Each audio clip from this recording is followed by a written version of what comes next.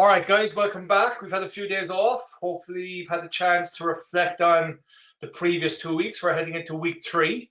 Just speak with Martin beforehand that I think we're kind of in danger of one respect of getting so much great information that if we don't get on the floor quickly, that we're going to utilize all the information and not realize what's best for us. So hopefully we get that opportunity soon. But I hope that you have gotten a lot out of the last couple of weeks. We're into the last week. We've got Martin tonight, and we'll go through that in a second.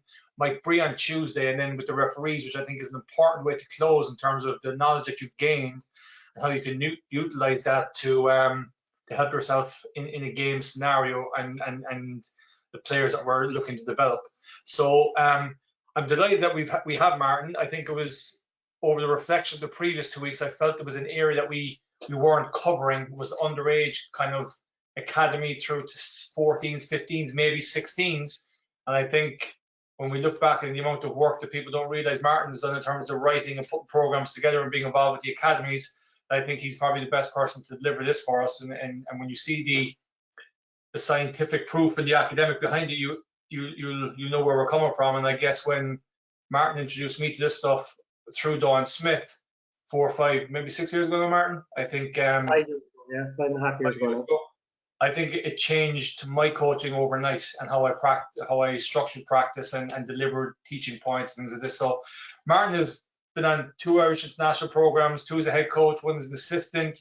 He's been multiple interregionals. He's in charge right now of the girls section of the BI Academies 14s and 15s, which is the starting pathway for Irish internationals. He's one of our 4 FECC qualified coaches. This is the second one that we've had on, so I'm thrilled with that. And I think the knowledge that he portrayed tonight, we'll all get something out of it. And I know every time I hear these thoughts, I pick up something new that I haven't picked up before. So Martin, welcome, and looking forward to hearing your presentation. So I think we get cracking, and I will share your screen. So presenter, and you should be good to go there now, Martin, I think. Thanks, Paul. Can you see the first slide there for? Yeah, underage development, basketball Ireland National Academies. Thanks, Paul. So when you asked me to do this, I had to consider, with the last speakers you had who were coaching at a very high level, and then this year, I'm just finishing up at local league level, and I was thinking, how are we going to frame this? But one of the things that came across with all the people that you have is their knowledge and their level of coaching ability. But one of the most important things that I want to cover tonight is how we teach and what we're trying to do. So I've taken some of the resources that I've learned over the last few years and put them together in this presentation. So the I Coach Kids website and the program and a lot of the national governing bodies have taken this on board. They've produced a lot of slides and a lot of videos for people to engage with. I think that's a good starting point for anybody out there who's looking at why they're coaching and what they're coaching. And it covers a lot of things that a lot of people know. But I think it's always good to come back to it and have it there as part of your foundation to what we're doing. And I know Alan Keane is doing a lot of needs-centered coaching as opposed to player-centered coaching. But we are changing the way we coach, and that's a lot of the reasons, because children that we have that come to play first, they're coming from different backgrounds and different contexts.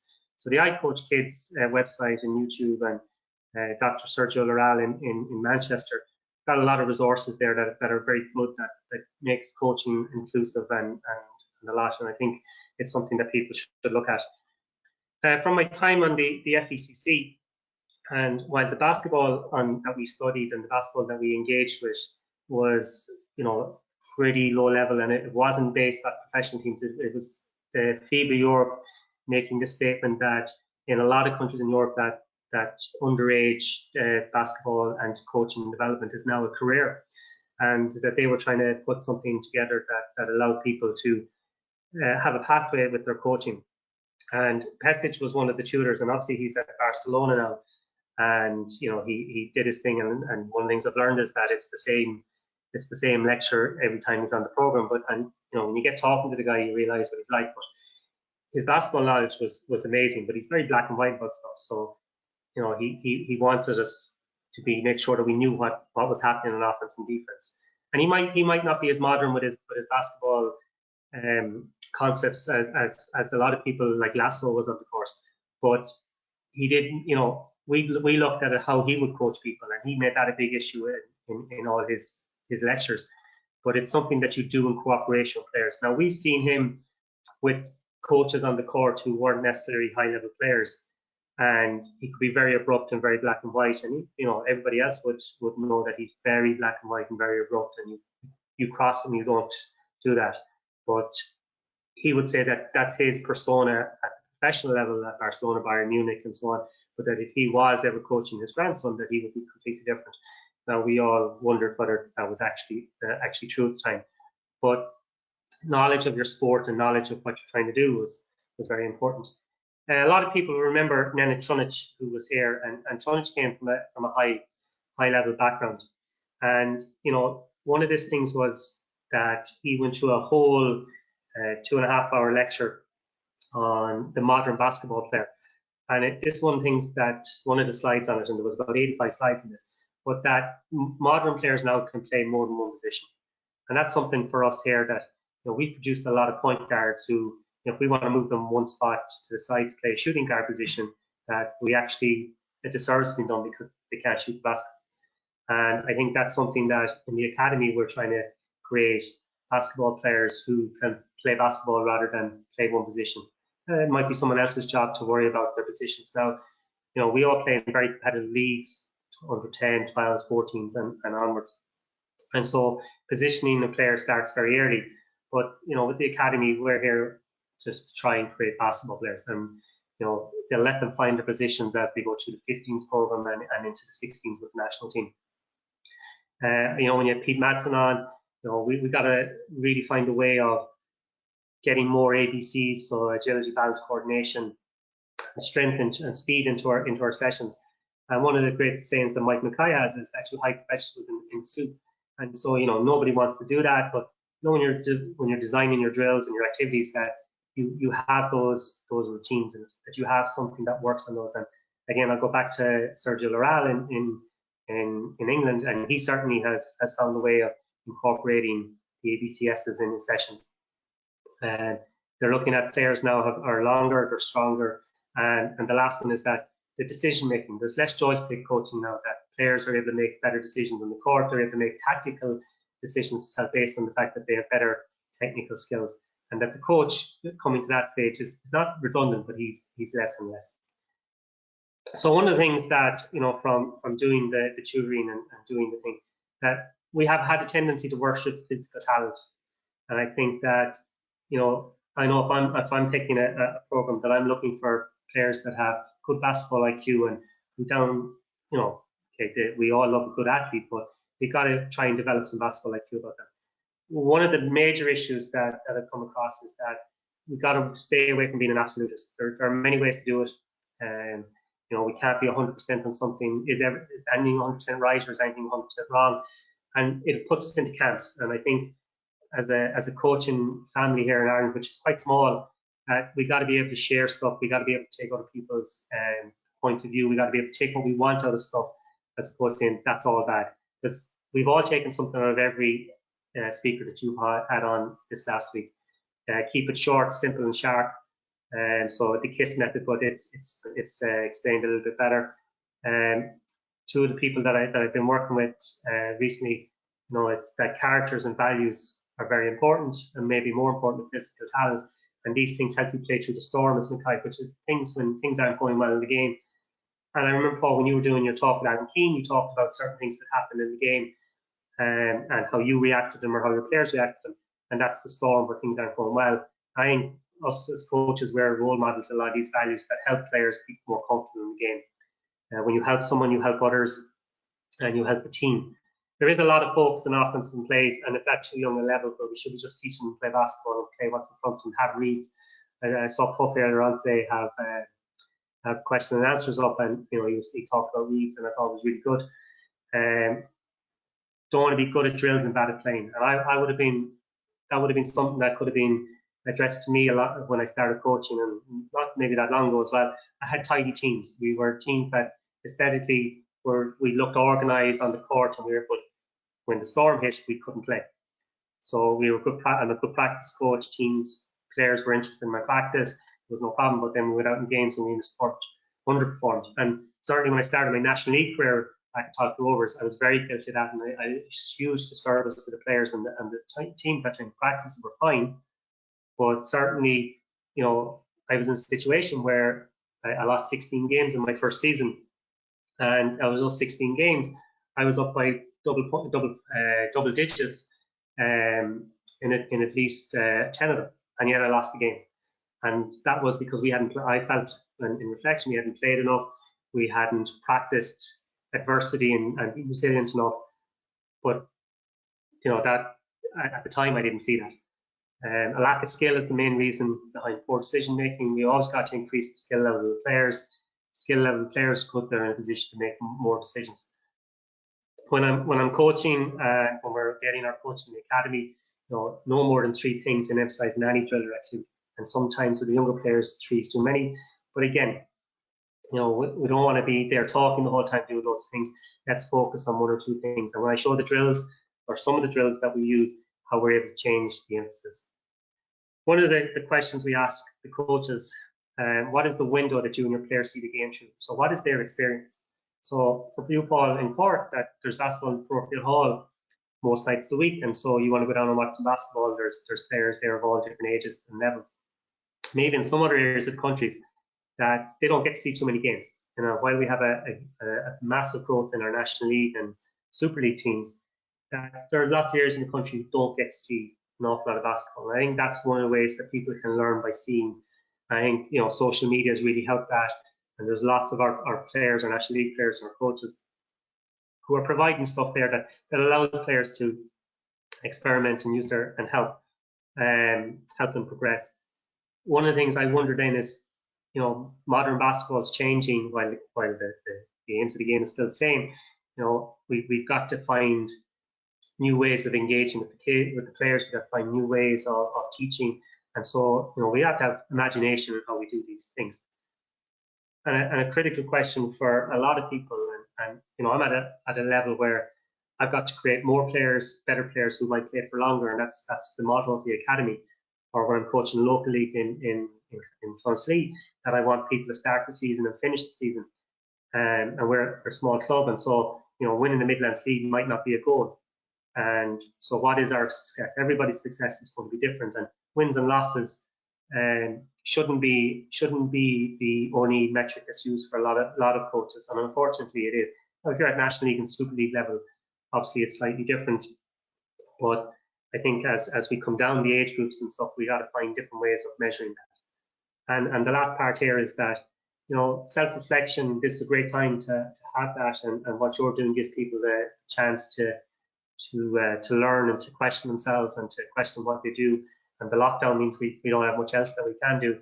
But can we have some self-reflection and look at, can I do this better? Because we can always do it better. Like, nobody's doing it perfect, and people are doing it quite good. And I see lots of people putting in lots of effort. But where is their ability to self-reflect? And that's not, it's easy to say, I'm going to change this until you action it, you haven't actually changed it.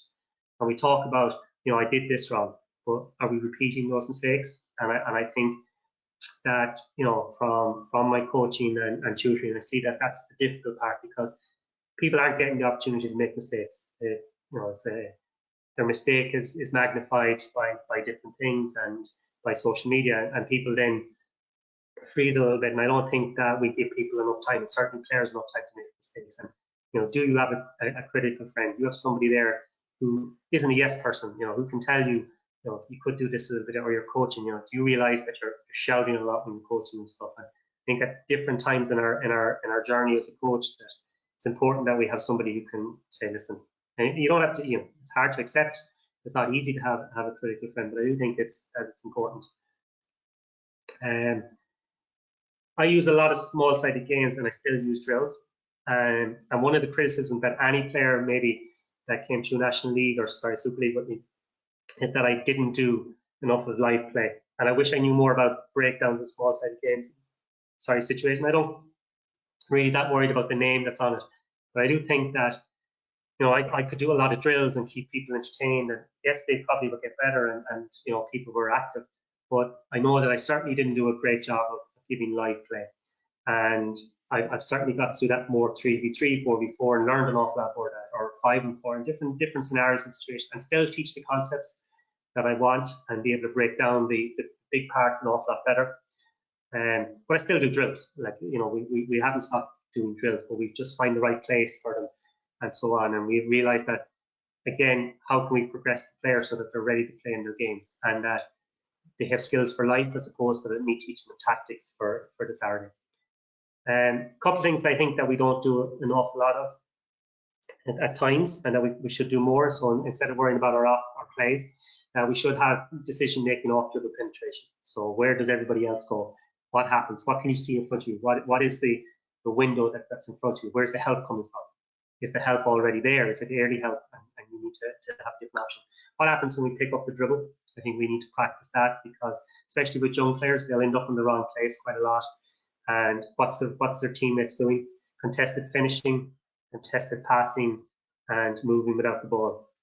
And that's a huge part of how my practice every single night with my 14th, 16th this season was based upon.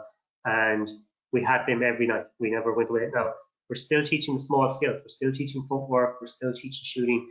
We're still working on those things. And footwork is a big part of all the things that are there.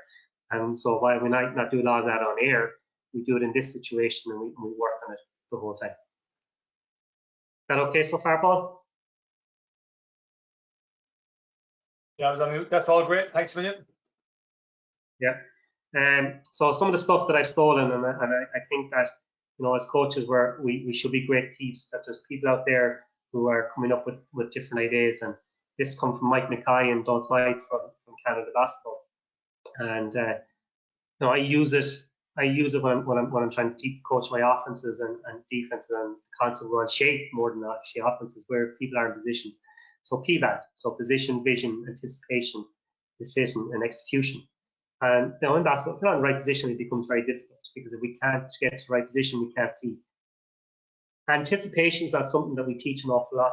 And one of the things I think is that because there's a lot less free play, and certainly, through schools and stuff, that kids aren't out as much. Maybe they have anticipation of computer games, but the players who seem to be succeeding are the ones who get to play, who get to scrimmage, who get to go out and just, whether it be 1v1 or 2v2 or whatever, that they anticipate, that they can see things, and that helps their decision making, and more decision making and the better decision making. And I think we have a chance of better execution. And I use this the whole time, both offensively and defensively. Just when stuff breaks down, where are we? Okay, and what can we see, and how can? And I also use it in how can your teammates help you. So this is with the ball and without the ball. So this is in my mind when I'm watching the game, when I'm working with young players, and so it's just something that we base on. So in the academy, we have 4 phases of teaching. Now, a lot of people would have been doing this. This is not something that we make people do and stuff, but we just, when we're designing our drills, our practice sessions through the academy, we want a mix of the type of activities that's going on. I think that a lot of our coaches could do phase A and phase D. They would have no problem whatsoever. But it's developing that into phase C and phase D without losing focus of the emphasis or the skills that you're trying to work on. So there are many ways to design this, your practice session, and how you want to teach. But I'll say this personally, I found this really helpful, and it's not a secret. It's Canada Basketball will share it the whole time, and there's lots of stuff out there, and we've used an awful lot of stuff, and it's in our academy manual and what we're trying to do. And it's been really interesting with the academy coaches in designing their sessions and thinking about it, and how we get players to play more. So your phase A, which is your on-air drill, and it has to happen. You have to have your work on your form, and then you can add speed to it. But there are very few phase A situations in a game, because somebody's trying to take the ball off you, or somebody's contesting your shot. So yes, you're working on form, but you can use stuff to build up the speed. You have cones and chairs, You can have some kind of cold defense on it, restrict the number of dribbles so the player has to work on their length and their range. But it gives players a chance. It's a very safe area for players to learn. But if you stay on phase A, the learning stops very quick. So you've got to find a way of loading the drill. So, how many times did you dribble the ball with your left hand? Okay, it's good in practice, but what happens if Lorcan Murphy's trying to take the ball off you, or Claire Rockall is trying to chase you down? And that's an area where you've got to have that player go against you. So, I use phase A in every practice, but not necessarily always at the beginning. Okay, so it is your line drills. It is where people are standing in lines and stuff, and there's nothing wrong with it, but we need to move it away a little bit from it. So 2 phase A drills that I use. So the first one here is the Marion pass and cut drill. I got this from Yanis and I like it. But we load this drill here with that just communication. So the coach is in the middle. Sorry, the player 1 cannot pass the ball until the coach gives a signal. So we're working on putting communication and social into the drill. And once the player passes, he cuts to the basket and player 2 passes to him. Now after that, player 2 can't move, okay, until the coach looks at him with the ball, and you can do a cut or you can do a handoff. And all that happens is the players get their own rebound and switch lines. Now, I do this drill a lot, and sometimes it's been at the beginning of the session, and sometimes, excuse me, it's at the end. But for us, where we want to create a situation where players can pass and cut, and we use the phrase "the ball must see you," so we don't just cut blind and just cut the second we pass the ball. We have the situation where the players must wait to see that the ball can see them. Now we have players square up, we have players work on lead passes, but we make sure that there's a communication part to the drill, and it's a layup drill. It's a layup drill. You can practice the dribble handoffs and so on. The second drill is the Carolina drill, and lots of teams at National League level and down, people are doing this as part of their warm-up, and it's a fine drill, but we need to put some emphasis on it. And one of the emphasis that we put in is the footwork, and we've got to work on different types of footwork on the catch here and working on range. And it's a good drill as a phase A drill, but you can't. I see a lot of players or a lot of teams who are in it quite a long time, and putting a different emphasis on putting different elements of footwork into it, and it's something that we do. So like with our under 14s, we're working off always catching a jump stop, progressing that into the 16s at club, or stride stop, and the same emphasis in the academies that and there's a range of abilities and levels within the academy that we start at one and we progress it when we need to progress it. But we can work on different types of finishes as well, getting to the other side of the basket. And again, the length of time that you spend on it is important, because you can revisit the drill and put an emphasis on it. Repetition and no loading of the drill means that it loses its learning quite quickly. Pablo Lasso was on the FECC with us, and his lecture was on developing the point guard. And we all, as coaches, had to sign up to different ones. And Mike Grease, I know, and I know you got Mike coming on. So Mike had to do these drills. So Lasso knew Mike, and he made sure that he got Mike to do these ones, and he put him through his paces. And the cones are just put at different points, and Lasso was working off different dribbles and retreat dribbles. Excuse me, and changing the pace. And the first one was really intense, in and out, and you can have a different number of cones. One of the things Lasso did was changing the distance between cones and the type of dribbles and stuff, and he was very specific about that, and ball placement and so on. So again, it's a phase A, but it's loaded. The one on the right with the cones, I use an awful lot more. We have a lot more cones now down the forward. I just have it shown here that when we get to the 2 cones in the 3-point line, one of the things we work on here is that we keep our shoulders square to the basket, and when we get to that last cone, the outside cone, that we're getting into a split stance and attacking the basket. And so a lot of footwork goes on there. And in that drill there, Lasso had all the cones at different distances, so it was really hard. And he had people putting it through, Mike put it between his back, or behind his back, to his legs, hesitation, in and out, different moves and stuff. But at a real high level of intensity. Now, you don't obviously start at high level of intensity with underage players, but you can build it up. But he was putting variances into it the whole time too, which was quite good. And you know, he's the coach of Real Madrid, and he says, yeah, we do this part of our warm up. We do it at different points and at different times.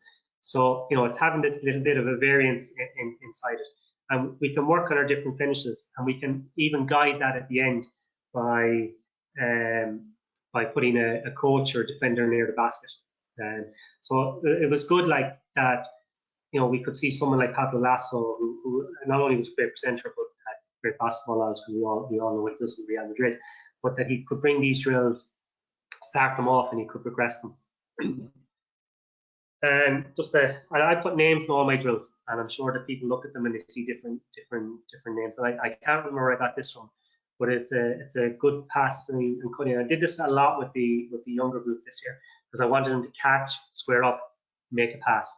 So one starts it, passes to his right, cuts to the basket, and this was completely on air. But what we were able to do is, I as a coach, or if I had someone helping me, that we would put a defender on 1 and 3, and a defender that didn't move, so that they would just have to move around it or pass around that person. So again, this was getting back to that. Every time we passed, we wanted to move. Okay, 3 would catch the ball and would have to square up and make that pass. So again, it was just getting players moving, get lots of repetitions. I, as a coach, could stand in different places to get the players to have to make adjustments, whether it be in front of the basket and work on their finishing, whether it would be guarding number 3, whether it would be guarding number 1 and giving them. But that would bring us into a phase B, which is where I was helping the players make some decisions. And that is the thing with phase B, that it's got to be an either or. So really, what I want here is that it's very black and white, the picture we give the player, and the player can make some decisions off that. So it's important that they see something that's relevant to the game, and then that they make a decision based on that.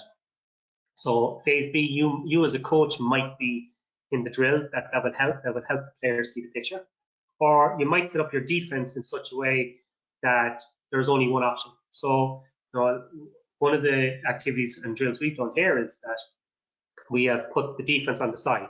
So that means you have to go right hand or left hand, or you put the defense in front with their back to the defender, or you disadvantage the defender by making the defender go one direction, so the offensive player must go the other. So it's very clear what type of decision that the offensive player must make, and then you're getting them to make that right decision.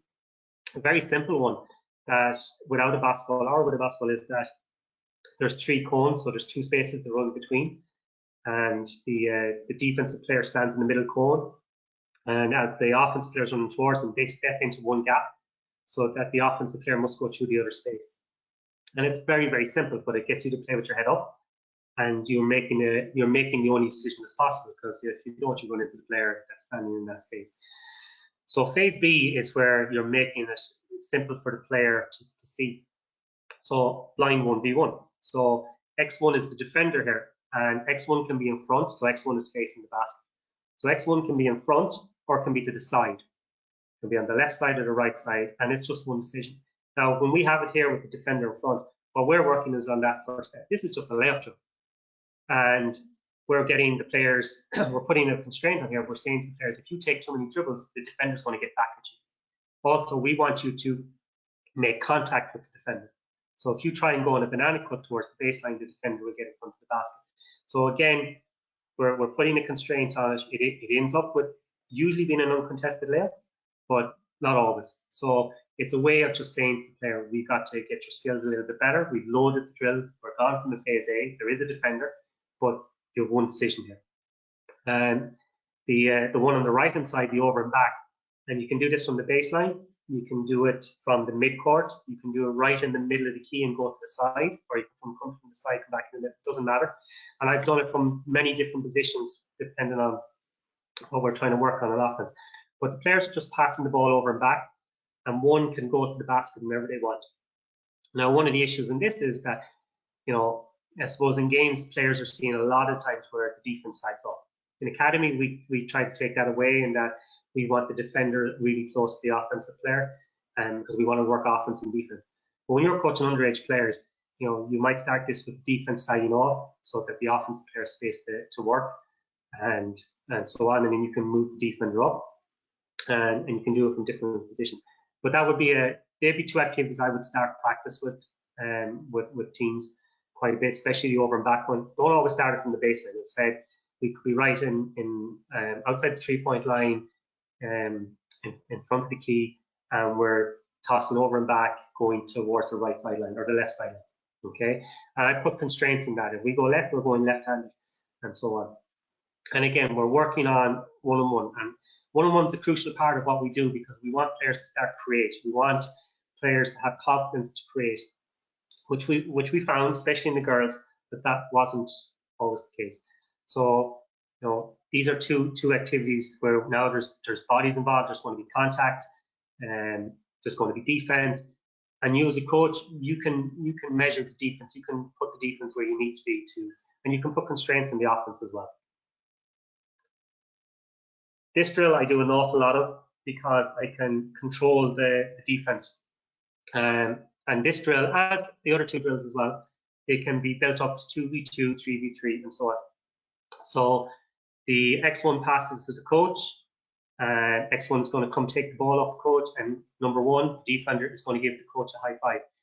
And you place your hand whether you want to really disadvantage the defense, or you want to give a small disadvantage. So you can have your hand in front of you, you can have your hand out beside you, depending on how much extra time you want to give to the offense.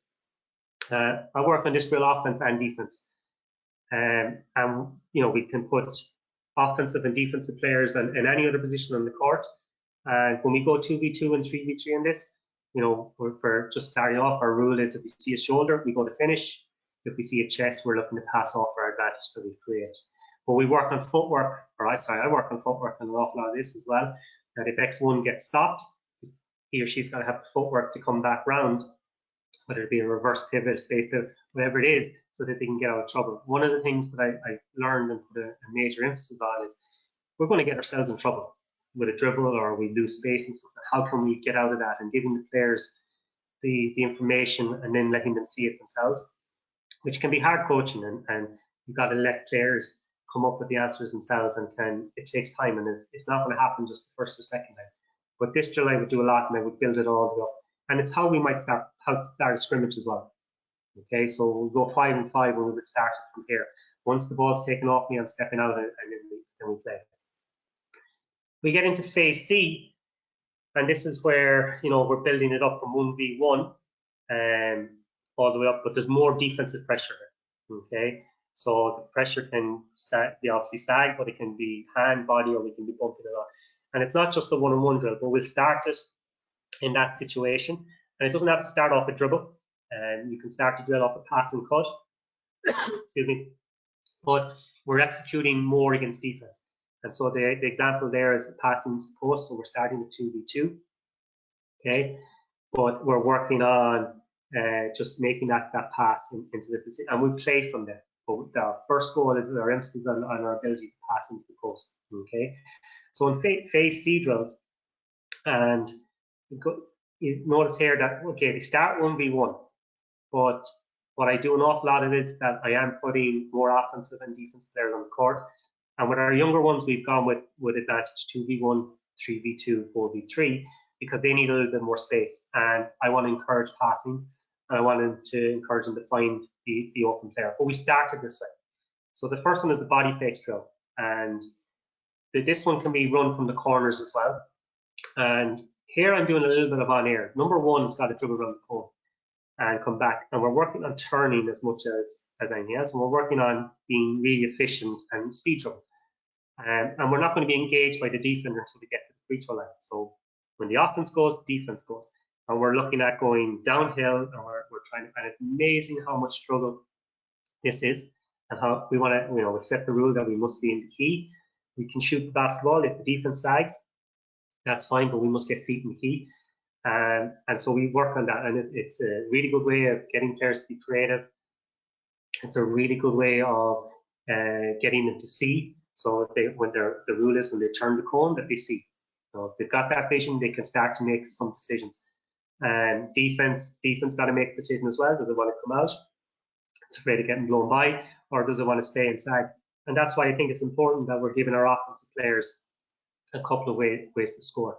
We can adapt that drill by having the offense and defensive players in the corner, and the offensive players got to dribble around the 3-point line, comes to a second cone, goes to the basket, defense players sprint opposite and come back. But there's loads of ways of adapting this. And the second one's the exact same. It helps just coming from a different side, a different position. And I'm a big believer in that we've got to give our players different scenarios where the help's coming from. Help's coming from strong side, weak side, helps running that, and helps tagging. So that, you know, the offensive players got to start to make some decisions. And you know, people might say there's a lot of offense skills here, but up until under 14, I believe that we should have a greater focus on offense and maybe just individual defense. That a young player at 12, 13 may not have the just the capability of taking in all the technical stuff that comes with defense, because defense tends to be really technical, especially if you're not all sitting in the key.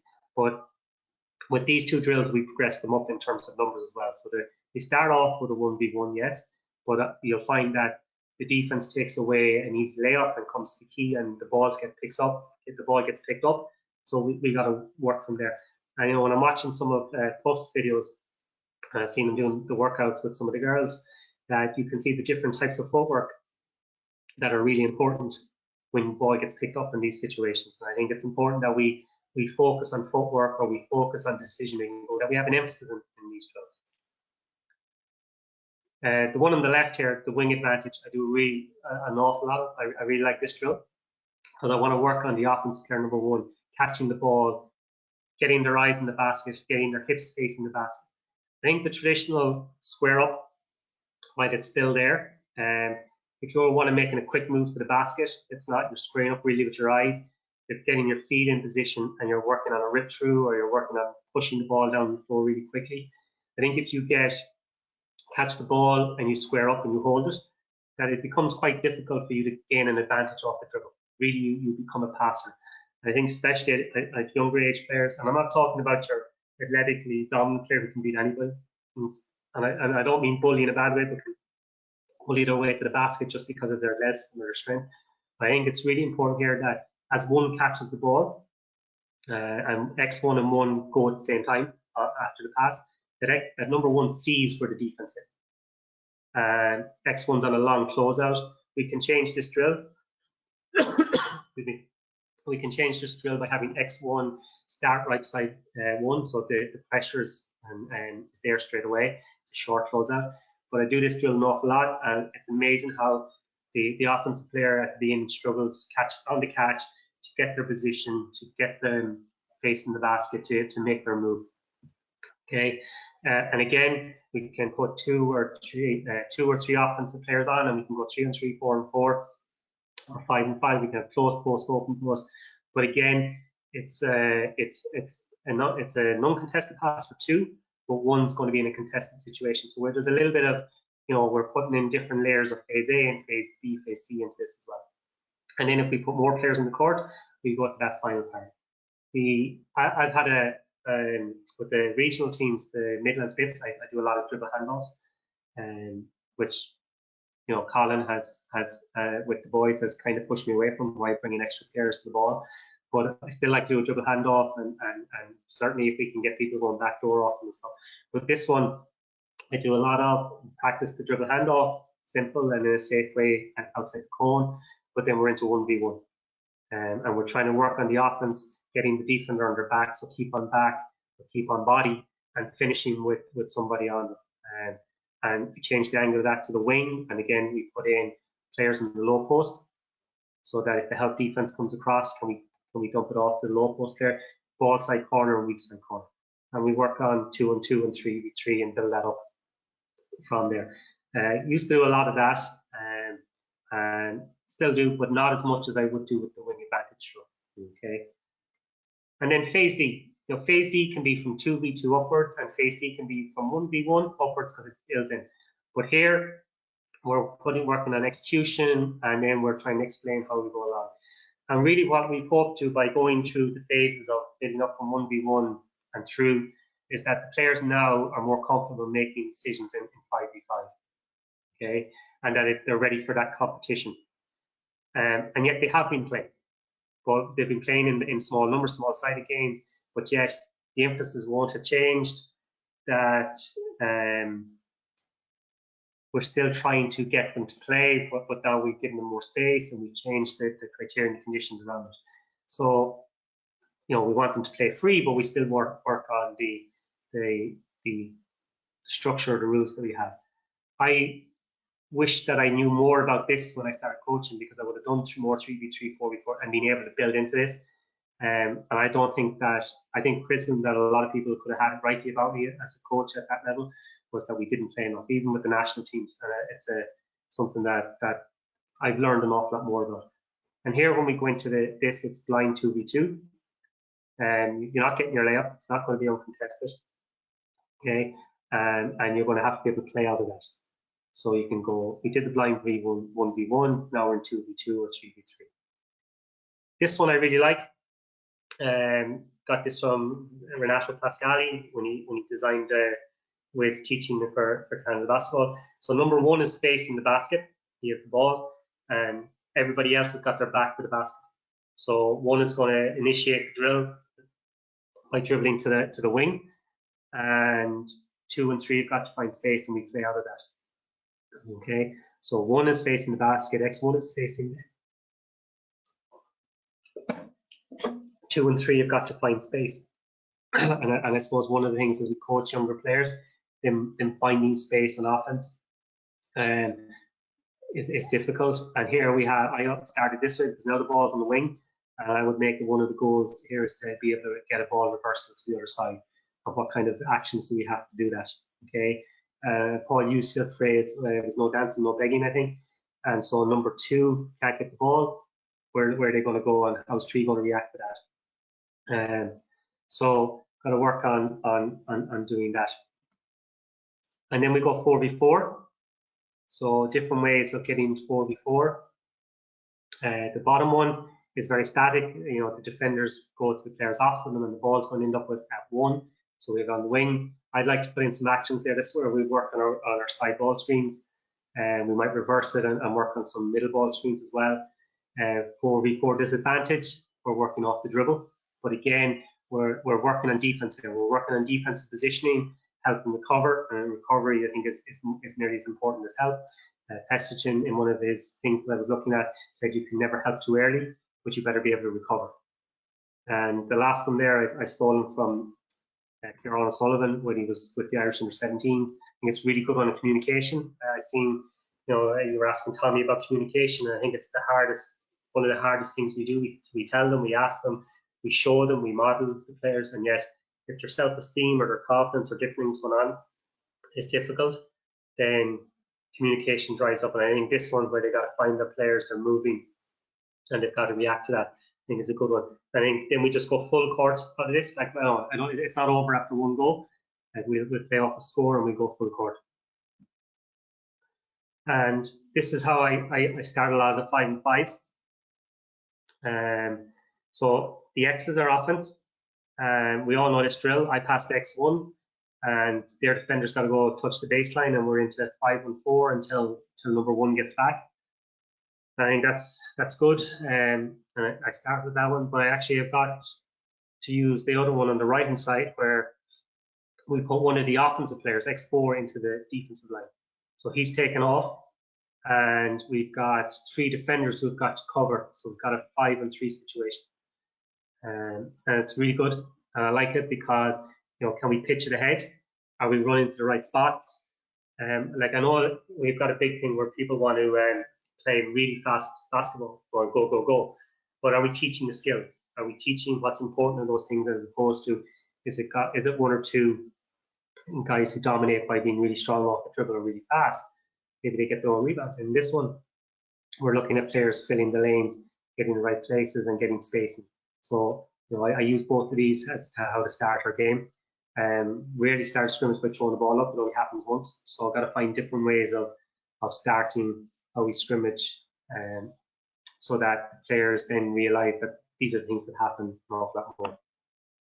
So just to finish up on the phases, I use the games approach a lot, and I always, well, not always, but try really hard to start practice, and how you feel about practice or what's happening in your day can can have a large part to play in that, but not to start with a phase A.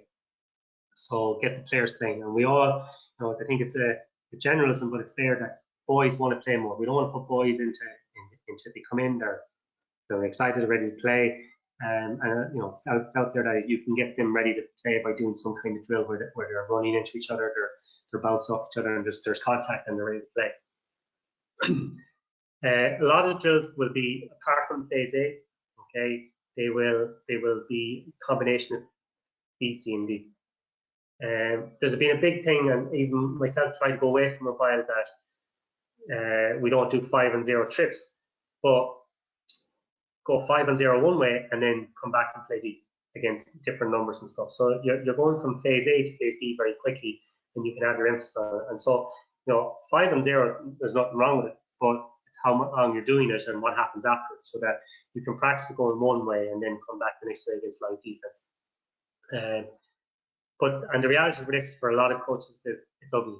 And when you start teaching this at the beginning, the players don't know it. It can be quite messy, and you've got to be prepared for that. But the games are quite messy, and the games can have moments in them where it's not great basketball play, but that you've come through that, getting what you need out of the game, getting the players to get better. I think the more that we prepare the players for that when we need resilience, when we need to be able to revert to something because shots aren't dropping or things are happening, that we can revert to things and remind them of stuff that we've done in practice that helps them get through that. And I think that's really important.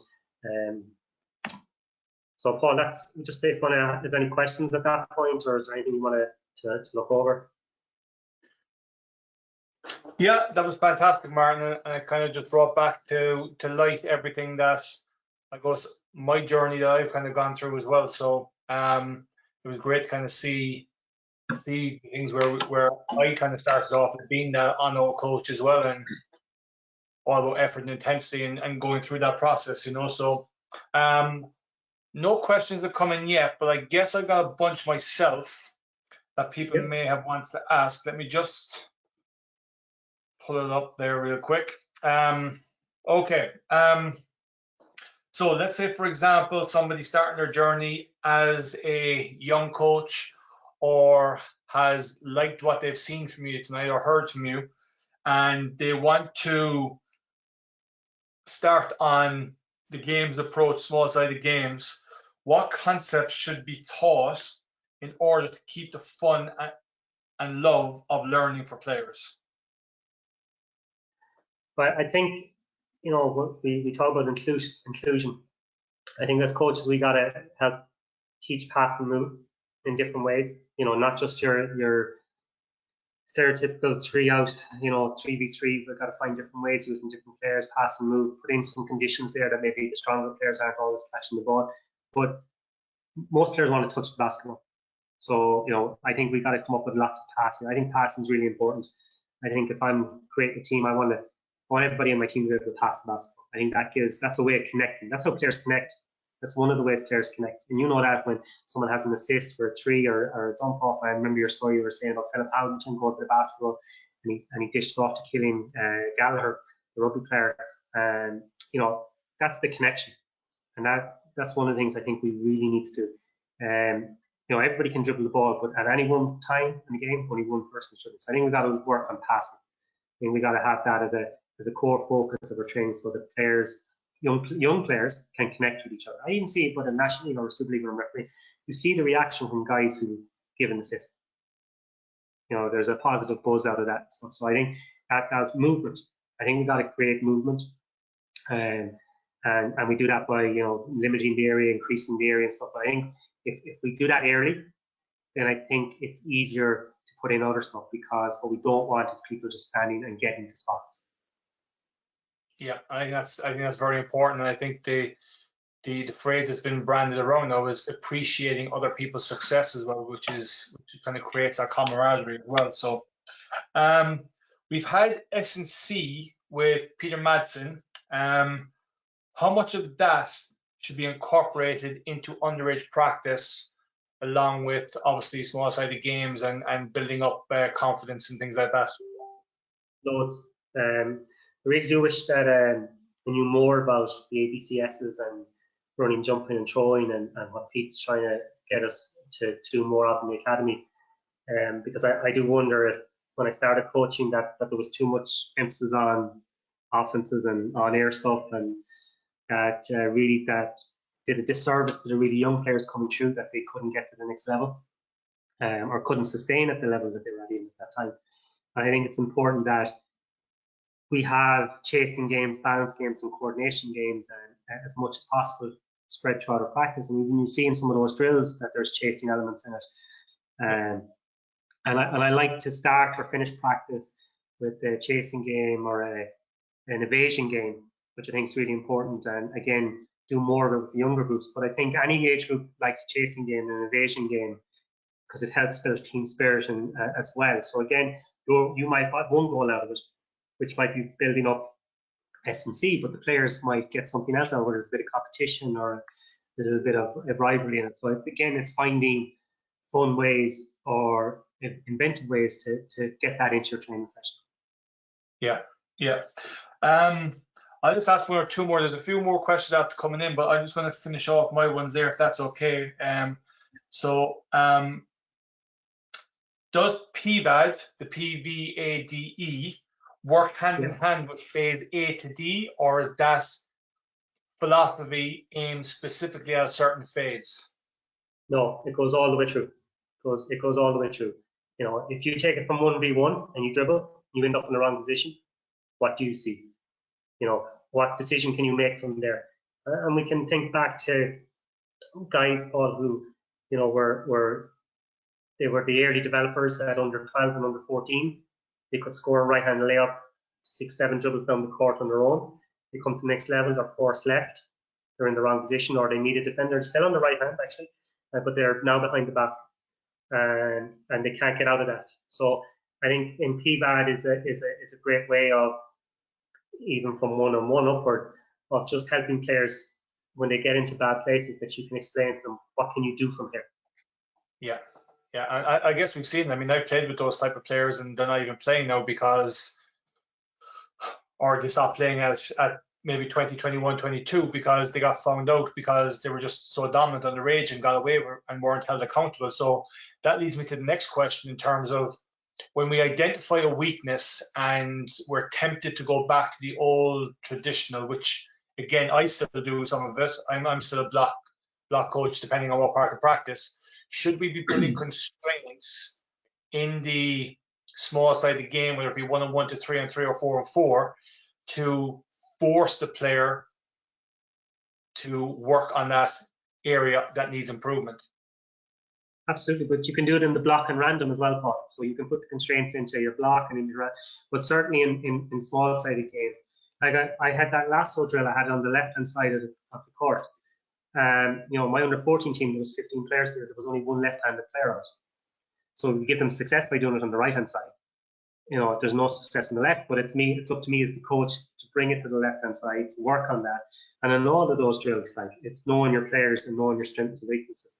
So yes, you put your constraints in wherever you need to, you know. So I think that's important, that you give them success by doing it on the good side, but eventually you got to get to a point where you're not right-handed, you're left-handed, you're a basketball player. Yeah, and I think that's the improvement I think I've seen from utilizing this is putting the constraints into where we can actually focus still on a specific learning outcome that we're trying to get, rather than just always be in the on-off scenario. I'm going to move on to maybe a few questions from other people. I'm going to talk with Aaron's one first. On the 4v4 circle drill or similar, how many trips do you go for when doing full court? I'd like to go with time. I go to time or score. So if that's, and I think it's important that, again, you know, your energy levels as a coach, or have someone with you. I think players want to have consequences. They want to have a result. I think it's important for them to see score. So again, 2 minutes. You get a lot of trips up and down. 2 minutes, 3 minutes, and depending on the level. One of the things I've learned is that when I put stuff up in the clock, I shut up. I have a really bad habit of stopping stuff, you know, and it's really frustrating. Nearly got killed in Leicester for doing that, and rightly, I just wanted to stop. And I think it's important that if you're saying it's 2 minutes, this is your 2 minutes, 2 or 3 minutes, whatever it is, that you give players that opportunity to go up and down and play if that needs time. If you want to bring them together to review at the end, that's fine. If you say we're playing for 3 minutes, we're playing for 3 minutes. And I think players then they give a little bit more and they appreciate that a bit more. That's an interesting point. Danny Nelson, love the drills, Martin. Do you have any thoughts on what you have players doing in the queuing system in the drills lines in the 1v1 through to 2-on-1? Haven't thought a huge amount about it. And I suppose one of the things that we've worked on really hard is to make these drills short and sharp and getting many repetitions through them. And that players start to see different scenarios. So I suppose if we were to look at what's happening at most of our local league competitions, Paul, is that there's very little ball pressure and that the defenses are sagging. And so that's a picture that they're used to. And when the kids came to academy, that's what they were replicating. So we had to work really hard at changing that. It's very hard to run actions if everybody is sagging. You can run actions if you create space for someone else and they get shots off. But then you have to allow your players to shoot. But the cues are visual for the players. And it's for the players to understand that and to start to see that. And that's why when I do those drills, I work really hard on the defense being in different positions. So not always in front, sometimes to the side. When we work on the bus stop drill, the amount of space that we give the offense. So I try and vary that up the whole time so that the offensive player gets different reads or different looks, whatever words you want to use. Hope that answers Danny's question. It's a really good question. Okay. So Puff, interesting you speak about your and Colin's difference between the idea of dribble handoff. Are there a lot of differences between how we're teaching the guys and the girls in the academies? No, not so much. No. I suppose from Colin's point of view that he was coaching at a way higher level than I was. I started to use dribble handoffs to create an action, to create gaps. It wasn't a disagreement. I learned an awful lot more of it to use them less. But the under 14 girls and boys curriculum is very similar. Yes, it changes at under 15 because we work really closely with the two national team head coaches. And, Andy wants certain things as a priority and Pat has certain things that he emphasizes. Sorry, I should use emphasizes as a priority. So yes, we diverge a little bit there. And especially when we were coming towards camp and we didn't have Easter camp yet because of the lockdown, there would be a difference in how things are run. But at under 14, no, we're teaching basketball and we go from there. Myself and Colin would work really hard at being on the same page, which that doesn't have to work harder, but we work well together. So there's no disagreement on it. Yeah, and I can testify to that, looking at the curriculum as well. So being the under 14 academy coach. So Pat Curran, when you get to phase D and you notice that phases A or B or C need more work, do you sacrifice scrimmage time to go back through earlier phases to ensure understanding during your session, or should we have the patience to park it up and go back to it next session? Great question. Both, absolutely. Both. You have to be able to adapt. And it's getting to learn that phase B was too quick and too much, and it comes down to patience as a coach. I think that there's a fine line between phase C and phase D, which is, phase C is focusing on your 2v2, 3v3 and your advantage situation. And I think that, if you don't have a culture where you're doing a lot of those small side games in practice, it can be quite hard for the players to buy in. So it takes time for them to realize that they're still playing. So when I was the last adult team I was coaching, I worked really hard on 2-on-2, 3v3, 4v4. And they were really unhappy with us. So they said, we're not playing. I said, yeah, we're playing moments of the game. We're working on stuff that we're not good at, we need to be better at. And we want to play 5v5. And I go, we will, but this is still playing the game. We're still working on things that we need to work on. So but Pat kind of answered his own question. He can do either.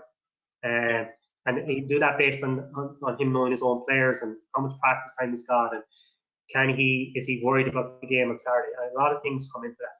I wouldn't be worried about doing either. I guess the one thing I've learned through the lockdown in terms of 5v5, because I would be very slow to go to 5v5 because of the learning within the small sided games. But the one thing I've learned is, and it makes sense, but sometimes when we hear it, it doesn't make sense beforehand. But starting 5-5 with a constraint. So we're starting 5-5, not just from let's throw the ball up or whatever, but starting with a constraint where it becomes 5-4 with a trailer, or a fifth person comes in from a different spot, or so on and so forth, so that we're learning how to play with a constraint of certain defensive scenarios that happen in a game as well. So that's something that I've learned through all this, through the lockdown. So that's something I'll be definitely implementing in my practices. But yeah, so James O'Connell from Kerry. From the drills Martin has shown us tonight, are all drills advanced and made more difficult with decision making, etc., season on season, or is there certain drills that should not be introduced until kids are a certain age, like under 14? Well, with everything I put up there, they can be manipulated or adapted to whatever age group. So again, what do you need? You need more space for the offensive player. So if you look at a lot of the drills that I did, that the offensive player does have time and space before they engage with the defender. As they get older, you'd want to have the offensive player less time and less space. So if you just look at the amount of space, the amount of time that they have, and that is how you're adapting. So in each of those drills, you can adapt them so that the offensive player has less time. So in the phase A and phase B ones I showed, the offensive player has time and space to gather themselves, time and space for the first dribble. But you can adjust all of those so that they have less time to make those decisions. So that as Jerry Fitzpatrick was talking, developing your split vision. So, your left eye's catching the ball, your right eye sees where the defender's coming. So having that split vision, and that's what you're building up to, that you're not catching the ball facing up and then making a decision. You're trying to make a decision on the catch. But when I start off all these drills, the offensive player gets more time and space. And I've found that, like, to answer James' question as well, is I have found that some drills you're using for under 12s as a teaching or a point of emphasis scenario might be a warm-up drill for 14, 15, and 16. So Absolutely. It's not that the drill is any different. You just might use it for a different purpose for different age groups. Is that a fair assessment?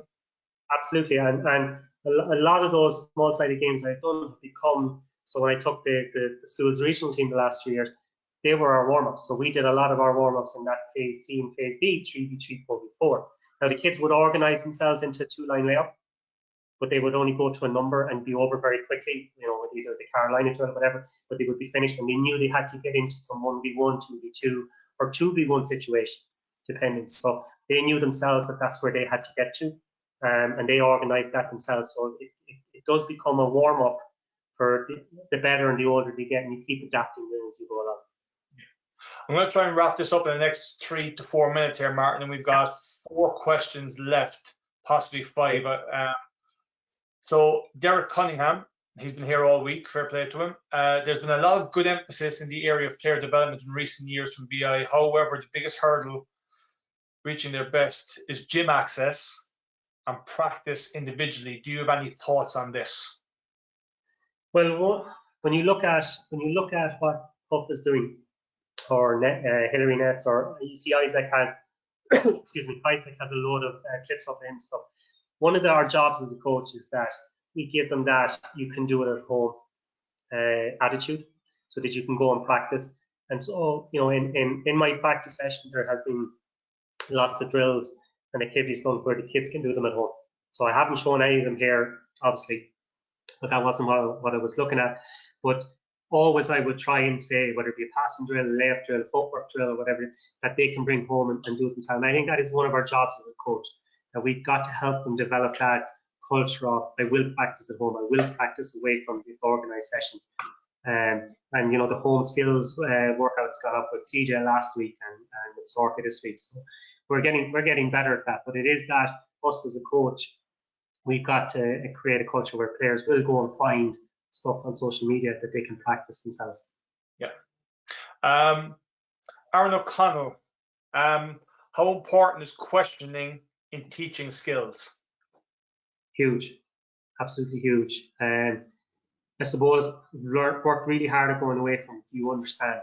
As a teacher and as a coach, do you understand? Because everyone's going to nod their head and say yes. And then as soon as they got in the corner to get it wrong, you say you told me.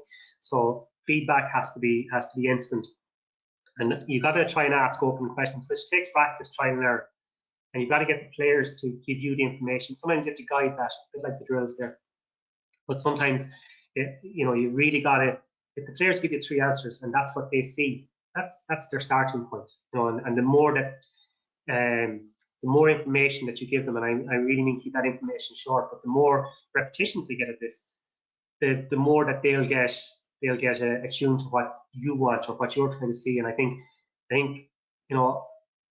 I vary my feedback because I would have been really bad at stopping far too often, and that's why it's important. I sort of put 3 minutes on the clock and say, right, I give my feedback at the end, and I have an emphasis that I want to have at the end of that time. And I know some coaches who just keep setting up the drill and there is no feedback, and while that gives them plenty of rep, it might mean the player doesn't understand what was good or bad. I think it's important we have to help them understand good decision, bad result, good decision. There's a difference there between the two of them. Keith Daly, when we go straight into a phase C or D activity, is there any risk of injury from not stretching dynamic warm-up? Well, I would always do my warm-up first. Okay, so I would always start with some kind of activity and control the space so that people can't get into full sprints and stuff. So I would have some kind of, and I have it on one of the next slides, all the breakdown of a practice session. So our warm-up would start with some activity. But if we're doing phase C, I would limit the space so that the movements can't be long and they can't be sprinting and stuff. So I think we got to just know our environment when we do that. Young players don't need a lot of stretching. That's out there. So the older you get, yes, they're coming with injuries and they need to do their prehab and need to warm up. But like young players at the level that we were coaching at, not so much unless there's some pre-existing injuries or some minding we need to do. They're nearly ready to go. Georgiego, ever present. With phased learning, do you bring that in from young ages? As my academy players start at 5, so it's FDUN, emphasizing the fundamentals rather than drilling. Oh, as many games as possible. As many opportunities, and many games. You could do a whole session on ball on fun games where you're actually learning the skills of basketball. FIBA had a document put out there a couple of years ago where they had fun basketball ideas for kids. Age group where you're teaching 1 or 2 skills, but it's like they were playing basketball, soccer. There was chasing games, and you can do all the chasing games with a ball. And any of the drills that we've done there, you can modify them for any age group. But again, you're working on your space, your time, your equipment. If you've got the right equipment, you've got a small basketball, you've got a small basket you can lower. You can do all of those things. You might have to put some spots down the floor if you're doing the 2v2 and the 3v3, so that they know where to go and not be, things like that. But certainly all of those things can be adapted. And the younger that you get into the small-sided games and the fun games and chasing games, then easier it is to, and as you said, they might become more warm-up parts as they get older. But the concepts are still there. And I think that, you find the ones that you can use that young, and you can keep adding to them and adapting them as you go along. So I would start an awful lot of time with ball tag, where 2 teams, and the red team's chasing the blue team, but you can only pass to each other, and you've got to tag one of the other teams. So we're working on passing and moving. Now we don't do it full court, we do it half court, but like that is, we're still doing basketball. Even though we're doing a chasing game and there's a blue team versus a red team, we're still doing basketball. We're doing evasion, and we're doing chasing, and we're doing passing and working and communicating as well. And I showed something last night where you had the block learning at the beginning into a choice. So I don't know, that's just something I kind of randomly experimented with this year, and it seemed to work relatively well, where there's a block to teach the actual movement, but then after that movement, you're into your decision making. Is that something that you advocate? Because it's something I only experiment with. It's not something that's proven or whatever, That's changing your phases. You can, for instance, I don't do a lot of the zigzag drill. That would be a version, if you're doing the zigzag drill, half court, and then you open it up and you might have a pass and get it back and go 1v1. That's changing into different phases of block.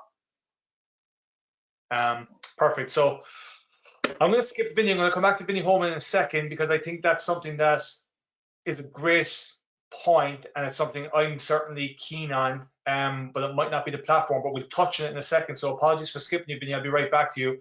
But Inaki from Iceland, I think, I don't know if I'm whatever, but practice time is a big problem, as it's never enough, once or twice per week, which we're all in the boat with, which for an hour, hour and a half. What tips would you give to coaches to get the better use of training time, and how would you optimize the practice time? I think that's where a lot of us are at. And when we look and engage with coaches, everybody's context and environment's different.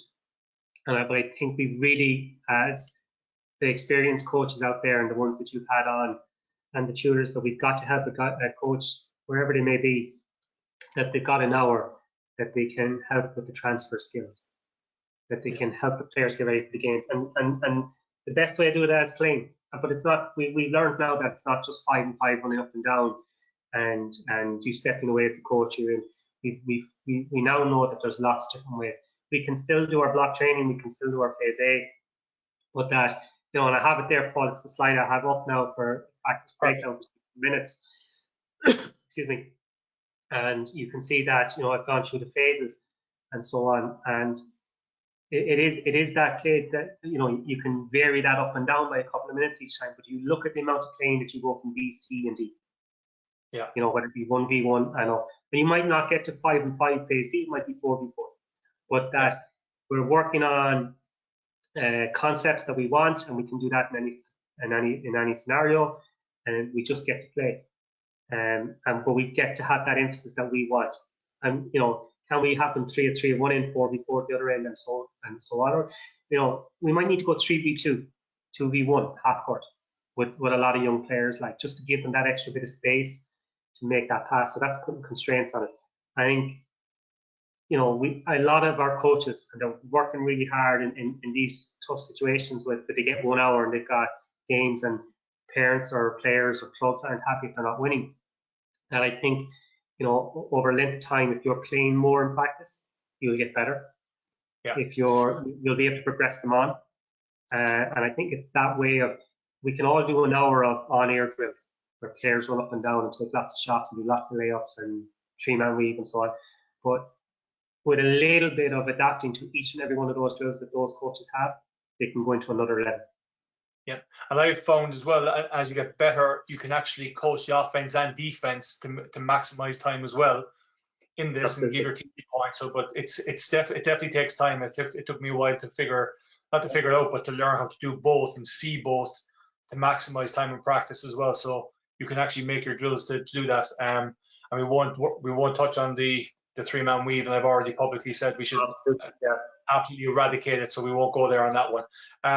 So I'm going to finish on Vinny's question. I think it's a point, and it might be, we could actually probably have another debate on this, but we'll just touch on it on a yes and no and see where we go with it. But thank you for the presentation. Question: if we wish to create good decision makers with our players and play faster, is it time to consider our national underage rules and some of the rules, as in defense under 12 and 14? And before I get you to answer that,